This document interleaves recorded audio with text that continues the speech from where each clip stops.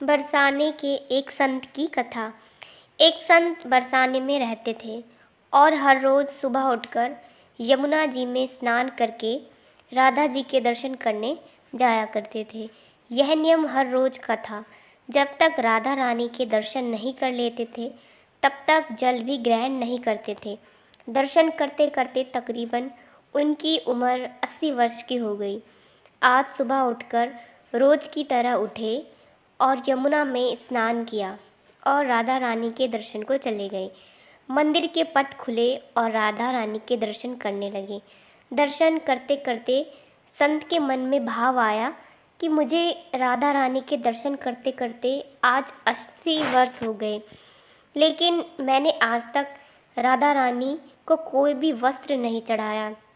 लोग राधा रानी के लिए कोई नारियल लाता है, कोई चुनरिया लाता है, कोई चूड़ी लाता है, कोई बिंदी लाता है, कोई साड़ी लाता है, कोई लहंगा चुनरिया लाता है, लेकिन मैंने तो आज तक कुछ भी नहीं चढ़ाया है। यह विचार संत जी के मन में आया कि जब सभी मेरी राधा रानी के लिए कुछ न कुछ लाते हैं तो मैं भी अपनी राधा रानी के लिए कुछ न कुछ लेकर ज़रूर आऊँगा, लेकिन क्या लाऊं जिससे मेरी राधा रानी खुश हो जाए। तो संत जी यह सोचकर अपनी कुटिया में आ गए।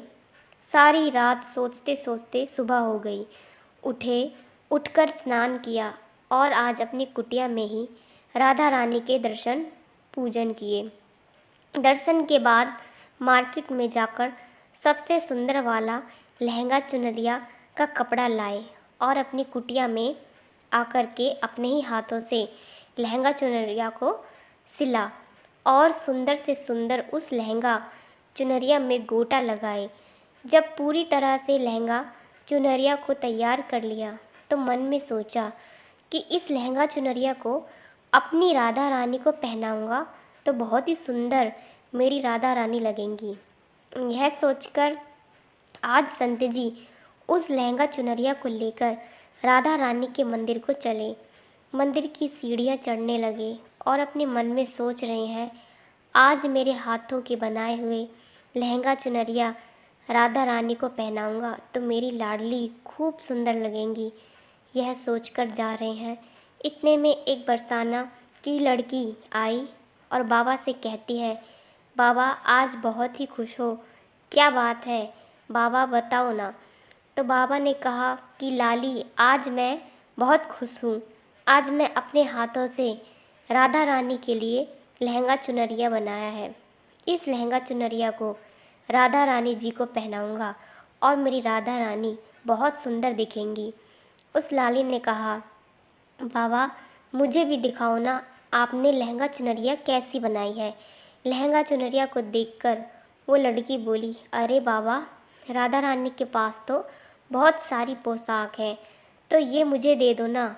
तो महात्मा बोले कि बेटी तुमको मैं दूसरी बाज़ार से दिलवा दूंगा, ये तो मैं अपने हाथ से बनाकर राधा रानी के लिए लेकर जा रहा हूँ, तुमको और कोई दूसरा दिलवा दूंगा। लेकिन उस छोटी सी बालिका ने उस महात्मा का दुपट्टा पकड़ लिया, बाबा ये मुझे दे दो। पर संत जी भी जिद करने लगे कि दूसरी दिलवाऊंगा, ये नहीं दूंगा। लेकिन वो बच्ची भी इतनी तेज़ थी कि संत के हाथ से छुड़ा लहंगा चुनरी को छीन कर भाग गई। अब तो बाबा को बहुत ही दुख लगा कि मैंने आज तक राधा रानी को कुछ नहीं चढ़ाया, लेकिन जब लेकर आया तो लाली लेकर भाग गई। मेरा तो जीवन ही खराब है, अब क्या करूँगा। यह सोचकर संत उसी सीढ़ियों में बैठे करके रोने लगे।